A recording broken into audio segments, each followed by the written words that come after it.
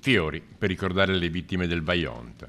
Fiori in un giorno fortemente voluto dalla Regione Veneto nel 60° dalla tragedia. Ho voluto con forza questo giro a Longarone, con la partenza di Longarone, la regione che progetta le tappe ogni anno.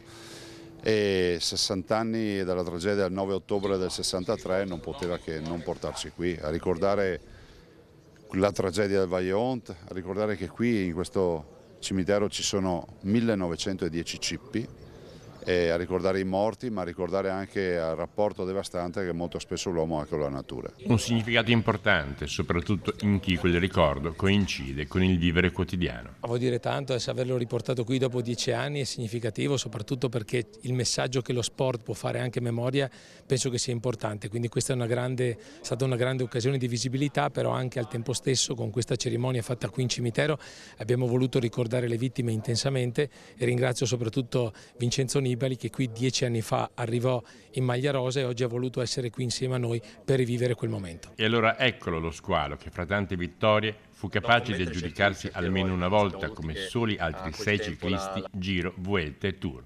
Giro che 10 anni fa lo vide in rosa proprio e anche a Longarone. Era una giornata veramente molto dura perché pioveva ed era molto fredda. Oggi il sole splende, però essere qui, essere ritornato in questo luogo, un luogo per la memoria, e la memoria anche legata allo sport è una cosa molto bella, e portare un segno di riconoscenza qui al cimitero, io credo che è una cosa molto, molto bella, e rende onore e anche doverosa verso quei cittadini che persero la vita in quella tragedia proprio tanti anni fa.